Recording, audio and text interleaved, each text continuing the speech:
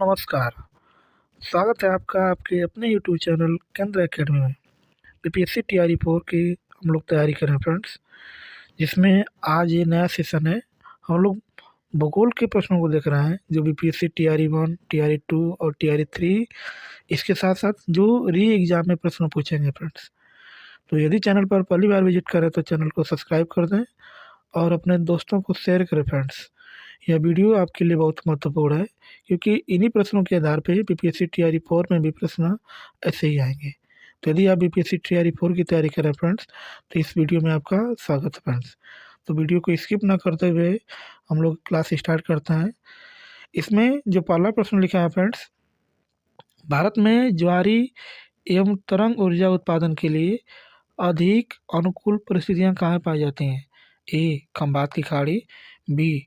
गंगा नदी, सी. कच्छ की खाड़ी, चौथा मन्नार की खाड़ी, ई ऑप्शन है उपयुक्त में से कोई नहीं। इसका जो राइट ऑप्शन होगा फ्रेंड्स, खंबात की खाड़ी। खंबात की खाड़ी में जो है ज्वारी एवं तरंग ऊर्जा उत्पादन की जो है परिस्थिति अनुकूल है फ्रेंड्स। ठीक है, चलिए इसका डिस्कस देखिए फ्रेंड्स क्या लिखा है। इसमें लिखा है कि भारत सरकार के अनुमानों के अनुसार देश की ज्वारी एवं तरंग ऊर्जा क्षमता 9000 मेगावाट है। इसमें गुजरात में, जिसको हम लोग खंबात की खाड़ी गुजरात में ही है, कांबे की खाड़ी लगभग 7000 मेगावाट, कच्छ की खाड़ी में लगभग 1200 मेगावाट और पश्चिम बंगाल के सुंदरवन डेल्टा में क्षेत्र में लगभग 100 मेगावाट क्षमता शामिल है। अतः स्पष्ट है कि खंबात की खाड़ी में ज्वारी एवं तरंग ऊर्जा उत्पादन की सबसे अनुकूल दशाएं पाई जाती हैं। अतः इसका राइट ऑप्शन क्या है friends? Option number A, Khambhat की खाड़ी। खंबात की खाड़ी कहाँ है? गुजरात में फ्रेंड्स। ठीक है, चलिए आगे देखते हैं फ्रेंड्स क्या लिखा है। आगे प्रश्न आया फ्रेंड्स कि निम्नलिखित में से कौन सा ऊर्जा का पारंपरिक स्रोत नहीं है? पारंपरिक स्रोत का मतलब होता है कि जिस ऊर्जा को हम लोग क्या कर सकते हैं, पुनः उसको हम लोग क्या कर सकते हैं, हम बदल, जैसे मतलब कि ऊर्जा के दो स्रोत होते हैं, एक पारंपरिक स्रोत है और एक अपारंपरिक स्रोत होता है। पारंपरिक स्रोत का मतलब होता है कि जिसको हम लोग क्या कर सकते हैं, इसको हम लोग क्या कर सकते हैं, पारंपरिक स्रोत में जो होता है ये जीवाश्म ईंधन, पेट्रोलियम, ये सब प्राकृतिक गैस इत्यादि आते हैं। लेकिन गैर पारंपरिक ऊर्जा का मतलब होता है कि जिसको इसमें जो ऊर्जा की बात करेंगे तो पवन ऊर्जा, बायोमास ऊर्जा और नवीकरणीय ऊर्जा संसाधन होता है, जिससे मतलब कि आप रिन्यूएबल कर सकते हैं, उसको हम लोग गैर पारंपरिक ऊर्जा बोलते हैं फ्रेंड्स। तो इसमें विकल्प की बात करेंगे तो इस ऑप्शन नंबर ए कोयला, ऑप्शन नंबर बी प्राकृतिक गैस, ऑप्शन नंबर सी पवन ऊर्जा, ऑप्शन नंबर डी उपयुक्त में से एक से अधिक, उपयुक्त में से कोई नहीं। इसका जो राइट ऑप्शन होगा फ्रेंड्स, इसका जो राइट ऑप्शन होगा option number C. Option number जो सी है, जिसको हम लोग क्या बोलते हैं, पवन ऊर्जा बोलते हैं, इसका ये क्या है उत्तर सही। ये जो है पारंपरिक स्रोत नहीं है। तो पारंपरिक स्रोत नहीं है तो क्या कौन सा स्रोत है? तो गैर गैर पारंपरिक ऊर्जा स्रोत है, जिसका कभी नाश नहीं होता है, उसको हम लोग गैर पारंपरिक ऊर्जा कहते हैं। जो लिमिटेड होता है उसको पारंपरिक स्रोत ऊर्जा कहते हैं फ्रेंड्स। ठीक है, चलिए आगे देखते हैं। आगे क्या लिखा है? आगे लिखा है फ्रेंड्स कि मोनोजाइट रेत में, मोनोजाइट रेत में निम्नलिखित में से कौन सा खनिज पाया जाता है? ऑप्शन ए खनिज तेल, option B uranium, option C thorium, option D उपयुक्त में से, ऑप्शन ई उपयुक्त में से कोई नहीं। इसका जो राइट ऑप्शन होगा ऑप्शन नंबर सी, जिसको थोरियम बोलते हैं। थोरियम जो है मोनोजाइट रेत में पाया जाता है और इसका जो संकेत होता है टी एच होता है फ्रेंड्स। क्या होता है? T H. ठीक है फ्रेंड्स, चलिए इसका डिस्कस करते हैं फ्रेंड्स क्या लिखा है। मोनोजाइट रेत में थोरियम खनिज पाया जाता है। भारत में मोनोजाइट रेत मुख्य रूप से केरल के तट पर पाया जाता है। थोरियम का रासायनिक प्रतीक टीएच होता है और इसका परमाणु क्रमांक कितना होता है? 90 होता है फ्रेंड्स। क्या होता है? 90। ठीक है, चलिए आगे देखते हैं। आगे लिखा है कि भारत के निम्नलिखित थर्मल पावर प्रोजेक्ट को पूर्व से पश्चिम दिशा में व्यवस्थित कीजिए। ऑप्शन ए कोटा, ऑप्शन दो नामरूप, ऑप्शन तीन ओबरा, ऑप्शन तीन परीक्षा। ऑप्शन इसमें एक ही, उसमें चारों को जो है पूरब से पश्चिम की ओर दिखाना है। इसमें option A 1 2 3 4, option B 2 4 1 3, option C 2 3 4 1, option D उपयुक्त में से एक से अधिक, ऑप्शन ई उपयुक्त में से कोई नहीं। इसका जो राइट ऑप्शन होगा फ्रेंड्स ऑप्शन नंबर सी 2 3 4 1। चलिए इसका डिस्कस देखिए फ्रेंड्स क्या लिखा है। थर्मल पावर प्लांट राष्ट्रीय पावर ग्रिड में बिजली का सबसे बड़ा हिस्सा योगदान करते हैं। उपयुक्त विकल्पों में से दिए गए थर्मल पावर प्रोजेक्ट को पूर्व से पश्चिम क्रम निम्न है। पहला, पूर्व की बात करेंगे तो पूर्व में नामरूप होता है, और नामरूप कहाँ है? असम में स्थित है। ओबरा, ओबरा कहाँ है? सोनभद्र में जिला में है, और ये उत्तर प्रदेश में है, सोनभद्र जिले में स्थित है। परीक्षा कहाँ है? तो उत्तर प्रदेश के झांसी जिले में है, और बेतवा नदी के किनारे है। और कोटा कहाँ है? राजस्थान में। तो पूर्व से पश्चिम में कौन आएगा? नामरूप, ओबरा, परीक्षा और कोटा। ये पूर्व से पश्चिम जो है पावर प्लांट है। ठीक है। आगे, किस शहर में प्रथम शुद्ध हरित हाइड्रोजन संयंत्र चालू किया गया था? Option A Hyderabad, option B Mumbai, option C Pune, option D उपयुक्त में से एक से अधिक, ई उपयुक्त में से कोई नहीं। इसका जो राइट ऑप्शन होगा उपयुक्त में से कोई नहीं। ठीक है। चलिए इसका डिस्कस देखिए फ्रेंड्स, क्या लिखा है कि ऑयल इंडिया लिमिटेड द्वारा, जिसको OIL भी बोलते हैं, द्वारा असम के जोरहाट पंप स्टेशन पर 10 किलोग्राम प्रतिदिन की स्थापित क्षमता के साथ भारत के पहले 99.99% शुद्ध ग्रीन हाइड्रोजन प्लांट की शुरुआत की गई। यह संयंत्र 500 किलोवाट और सौर संयंत्र द्वारा 100 किलोवाट आयन एक्सचेंज मेम्ब्रेन, इसको इलेक्ट्रोलाइजर सारणी का उपयोग करके उत्पन्न बिजली से हरित हाइड्रोजन प्राप्त करता है, ये उत्पादित करता है। ठीक है। चलिए आगे, आगे लिखा है फ्रेंड्स कि कोयला नगरी किस नाम से जाना जाता है? Option A Sohagpur, option B Raniganj, option C Dhanbad, option D उपयुक्त में से एक से अधिक, ऑप्शन ई उपयुक्त में से कोई नहीं। इसका जो राइट आंसर होगा फ्रेंड्स धनबाद। धनबाद कहाँ पाया जाता है? झारखंड में, और इसको कोयला नगरी के नाम से इसको जानते हैं। झारखंड के धनबाद शहर को कोयला नगरी कहा जाता है। यहाँ झरिया क्षेत्र में अनेक कोयला खनन केंद्र हैं फ्रेंड्स। ठीक है। चलिए आगे देखते हैं फ्रेंड्स, क्या लिखा है। आगे लिखा है कि भारत के खनिज तेल पेट्रोलियम उत्पादक क्षेत्र और उसकी अवस्थितियों का सही युग्म है।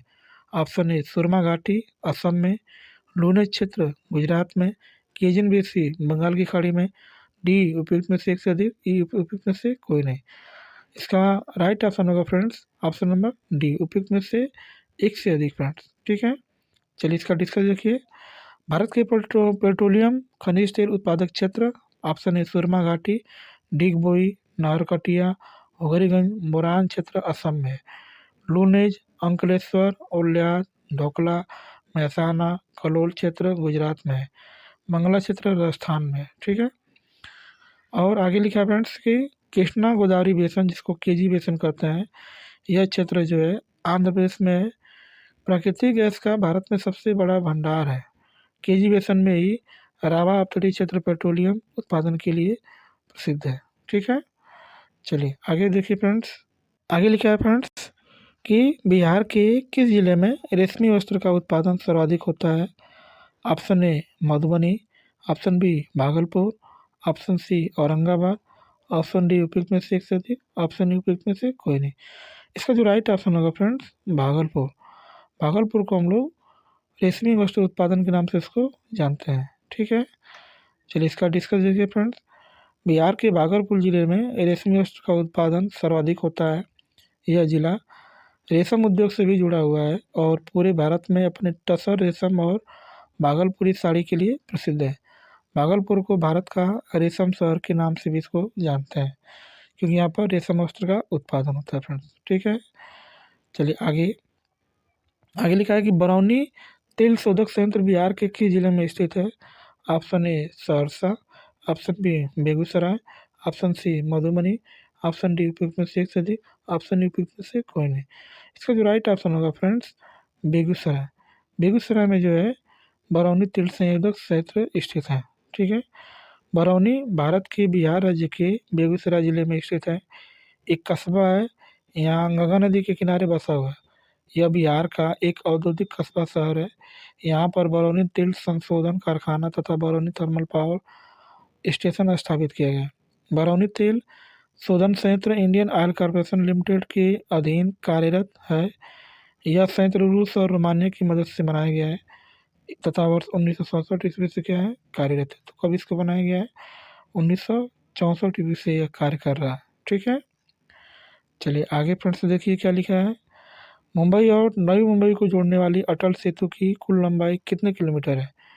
21.5 kilometre, option number B 21.8 kilometre, option C 21.3 kilometre, इनमें से एक से अधिक उपयुक्त में से कोई नहीं। इसका जो राइट ऑप्शन होगा friends, option number B 21.8 kilometre जो है मुंबई और नवी मुंबई के बीच की ये जोड़ने वाली अटल सेतु की लंबाई है। अटल सेतु भारत का सबसे लंबा पुल है जिसकी लंबाई 21.8 किलोमीटर है। इसमें लगभग 16.5 किलोमीटर लंबाई समुद्र में तथा 5.5 किलोमीटर जमीन पर है। यह पुल मुंबई के सेवरी से शुरू होता है और रायगढ़ जिले के उरड़ तालुका के में नावा से पर क्या होता है, समाप्त होता है फ्रेंड्स। ठीक, आगे प्रश्न है फ्रेंड्स कि निम्नलिखित में से कौन से दो चरम स्थान पूर्व पश्चिम गलियारे से जुड़े हुए हैं? ऑप्शन ए मुंबई और नागपुर, ऑप्शन बी मुंबई और कोलकाता, ऑप्शन सी सिलचर और पोरबंदर, ऑप्शन डी उपयुक्त में से एक से अधिक, उपयुक्त में से कोई नहीं। इसका जो राइट ऑप्शन होगा फ्रेंड्स, सिलचर और पोरबंदर, ये जो है पूर्व पश्चिम गलियारे से क्या हुआ है, जुड़ा हुआ है। ठीक है, चलिए इसका डिस्कस देखिए फ्रेंड्स क्या लिखा है कि सिलचर और पोरबंदर दो चरम तथा पूर्व पश्चिम गलियारे से जुड़े हुए हैं। पूर्व पश्चिम गलियारा गुजरात, मध्य प्रदेश से मध्य प्रदेश, उत्तर प्रदेश, बिहार, पश्चिम बंगाल, असम से होकर गुजरता है। ये जो स्थान है सिलचर और ये पोरबंदर। ठीक है, चलिए आगे आगे लिखा है फ्रेंड्स कि शिपरेक टूरिज्म के संदर्भ में सोची रीफ, एमी सॉल तथा ग्रांडे द्वीप पर भारतीय जल में जहाज़ों के मलबे का पता लगाया गया है। यह स्थान कहाँ है? गोवा तट के बाहर, लक्षद्वीप तट के बाहर, तमिलनाडु तट के बाहर और उड़ीसा तट के बाहर। इसका जो राइट ऑप्शन होगा फ्रेंड्स, गोवा तट के बाहर जो है ये शिपरेक टूरिज्म में जो है स्थित है। ठीक है, चलिए इसका डिस्कस देखिए फ्रेंड्स। सोची रीफ, एमी सॉल तथा ग्रांडे द्वीप पर भारतीय जल में जहाज़ों के मलबे का पता लगाया गया। यह स्थान गोवा तट के पास स्थित है। उल्लेखनीय है कि जहाज के मलबे को देखने के लिए कई गतिविधियों को शिपरेक टूरिज्म के नाम से भी इसको जानते हैं। ठीक है फ्रेंड्स, चलिए आगे आगे लिखा है कि भारत के निम्नलिखित बंदरगाहों को उत्तर से दक्षिण दिशा में व्यवस्थित करना है। अब पहला है काकीनाडा, मछलीपट्टनम, नागपट्टिनम, विशाखापट्टनम। इसको क्या करना है, तो उत्तर से दक्षिण दिशा में क्या करना है, इसको व्यवस्थित करना है। तो option A 1 2 3 4, option B 4 1 2 3, option C 1 3 4 1 3 2 4, उपयुक्त में से एक से अधिक, उपयुक्त में से कोई नहीं। इसका जो राइट ऑप्शन होगा फ्रेंड्स, ऑप्शन नंबर बी 4 1 2 3 जो है इनका ये उत्तर से दक्षिण दिशा में क्या है, क्रम है। ठीक है, विशाखापट्टनम बंदरगाह जो है सबसे पहले आंध्र प्रदेश में, ये उत्तर दिशा में है। काकीनाडा ये अभी आंध्र प्रदेश में है। मछलीपट्टनम ये भी आंध्र प्रदेश में है। नागपट्टिनम ये तमिलनाडु में। ठीक है फ्रेंड्स, आगे आगे लिखा है फ्रेंड्स कि मध्य प्रदेश का लगभग कितना प्रतिशत क्षेत्रफल कृषि योग्य है? 44%, 30%, 50%, उपयुक्त में से एक से अधिक, उपयुक्त में से कोई नहीं। इसका जो राइट ऑप्शन है फ्रेंड्स, 50% लगभग जो है कृषि योग्य जमीन है वहाँ पे। मध्य प्रदेश एक कृषि प्रधान अर्थव्यवस्था है। राज्य में कुल 307.56 लाख हेक्टेयर क्षेत्र में 152.05 लाख हेक्टेयर भूमि खेती के अधीन है। जो राज्य का लगभग 50% क्षेत्रफल कृषि योग्य है। क्षेत्रफल की दृष्टि से बात करेंगे तो पहला स्थान जो है राजस्थान का आता है, दूसरा मध्य प्रदेश का, तीसरा महाराष्ट्र का और चौथा उत्तर प्रदेश का आता है फ्रेंड्स। जिसमें से मध्य प्रदेश दूसरे स्थान पे आता है, उसका लगभग 50% हिस्सा जो है कृषि योग्य है। बाकी 50% में वन है, बंजर है, बहुत सारी चीज़ें हैं उसमें। भारत में हरित क्रांति का श्रेय किसे दिया जाता है?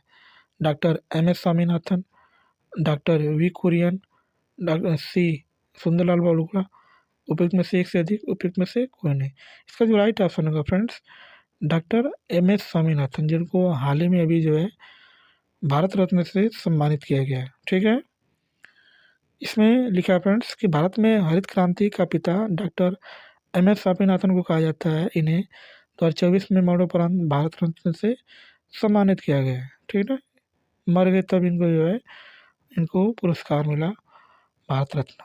ठीक है। चलिए आगे आगे देखिए फ्रेंड्स क्या लिखा है कि मोटे अनाज को चमत्कारिक अनाज और भविष्य की फसल कहा जाता है, क्यों? सूखा सहिष्णु फसल है, कुछ बाहरी कारक की आवश्यकता है, पोषण की दृष्टि से चावल और गेहूं के बराबर है, उपयुक्त में से एक से अधिक, उपयुक्त में से कोई नहीं। इसका जो राइट ऑप्शन होगा फ्रेंड्स, उपयुक्त में से एक से अधिक, ऑप्शन नंबर डी जो है, ये ऑप्शन क्या है, सही, क्योंकि ये सूखा भी स्थान रहेगा वहाँ पर भी उगता है, कुछ बाहरी कारक की आवश्यकता है इसलिए, और पोषण की दृष्टि से बहुत ही गेहूं के बराबर होता है, इसलिए ऑप्शन इसका क्या है, ऑप्शन नंबर बी इसका ऑप्शन क्या है, सही है। ठीक है। चलिए इसका डिस्कस देखिए फ्रेंड्स। मोटे अनाज को अक्सर उनके असंख्य स्वास्थ्य लाभों और इस तथ्य के कारण चमत्कारिक अनाज कहा जाता है क्योंकि वे कठोर शुष्क वातावरण में पनप सकते हैं जहाँ अन्य फसलें संघर्ष करती हैं। मोटे अनाज को चमत्कारी अनाज माने जाते हैं कि पीछे कुछ प्रमुख कारण हैं जो निम्न है। पहला, मोटा अनाज प्रोटीन, फाइबर, विटामिन और खनिज जैसे पोषक तत्वों से भरपूर होता है। मोटा अनाज सूखा सहिष्णु फसल है। इसमें अन्य अन्य फसलों की तुलना में कम पानी, कम कीटनाशक की आवश्यकता होती है, जिससे ये जो है क्या होते हैं, पर्यावरण के लिए उतना लाभदायक होते हैं फ्रेंड्स। ठीक है। जिससे यह किसानों के लिए पर्यावरण के अनुकूल विकल्प बन जाते हैं। गेहूँ और धान की फसलों के मुकाबले इसमें सॉल्युबल फाइबर के साथ ही कैल्शियम और आयरन की मात्रा अधिक होती है, इसलिए मोटा अनाज जो है बहुत ही लाभदायक होता है। ठीक है। चलिए आगे, निम्नलिखित में से कौन सी उड़ीसा का स्थानांतरित कृषि है? ऑप्शन ए पोडू, ऑप्शन बी पेंडा, ऑप्शन सी व्यवहार, उपयुक्त में से एक से अधिक, उपयुक्त में से कोई नहीं। इसका जो राइट ऑप्शन होगा फ्रेंड्स, जो राइट ऑप्शन होगा फ्रेंड्स, ऑप्शन नंबर ए, इसका नाम पोडू बोलते हैं। क्या बोलते हैं? पोडू। उड़ीसा और आंध्र प्रदेश में झूम खेती स्थानांतरित कृषि को पोडू के नाम से जाना जाता है। उड़ीसा और आंध्र प्रदेश में स्थानांतरित कृषि एक आदिम प्रकार की कृषि है जिसमें पहले वृक्षों तथा वनस्पति को काटकर उन्हें जला दिया जाता है और साफ की गई भूमि को पुराने उपकरणों से जुताई करके बीज बो दिया जाता है। जब तक मिट्टी में उर्वरता विद्यमान रहती है, इस भूमि पर खेती की जाती है। इसके पश्चात इस भूमि को छोड़ दिया जाता है। बेवार और दहियार जो है बुंदेलखंड क्षेत्र को, ये कहाँ पड़ता है? तो मध्य प्रदेश में है। और पेंडा कहाँ बोलते हैं? तो महाराष्ट्र में बोलते हैं। ठीक है फ्रेंड्स। चलिए आगे आगे लिखा है फ्रेंड्स कि फलों और सब्जियों की खेती कहलाती है। ऑप्शन ए फूलों की खेती, ऑप्शन बी कृषि, ऑप्शन सी बागवानी, ऑप्शन डी उपयुक्त में से एक से अधिक, ऑप्शन डी उपयुक्त में से कोई नहीं। इसका जो राइट ऑप्शन होगा फ्रेंड्स, उसको हम लोग बागवानी बोलते हैं, जिसको हार्टिकल्चर के नाम से इसको जाना जाता है। ठीक है। इसका दृश्य देखिए फ्रेंड्स। बागवानी के अंतर्गत फलों, फूलों, सब्जियों, मसालों आदि की खेती की जाती है। फूलों की खेती करने वाले को हम लोग फ्लोरिकल्चर बोलते हैं। रेशम कीट पालन को हम लोग सेरीकल्चर बोलते हैं। मधुमक्खी पालन को हम लोग एपीकल्चर बोलते हैं। मछली पालन को हम लोग पिसीकल्चर बोलते हैं। फलों के उत्पादन को हम लोग पोमोलॉजी बोलते हैं। क्या बोलते हैं? पोमोलॉजी। ठीक है। चलिए आगे आगे प्रश्न आता है फ्रेंड्स कि उत्तरी भारत में शीतकाल में उपजाई जाने वाली चावल की किस्मों के स्थानीय नाम क्या है?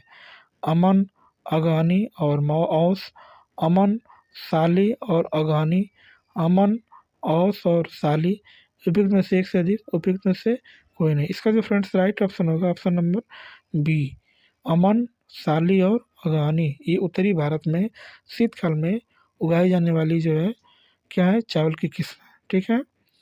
उत्तरी भारत में मई जुलाई में सितंबर दिसंबर तक चावल की फसल उगाई जाती है। शीतकाल में उपजाई जाने वाली चावल की फसलों का स्थानीय नाम अमन, साली तथा अगहनी है।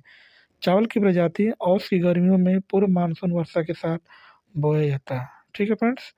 चलिए आगे आगे लिखा है फ्रेंड्स कि निम्नलिखित में से कौन सा स्थानांतरित कृषि का स्थानीय नाम है?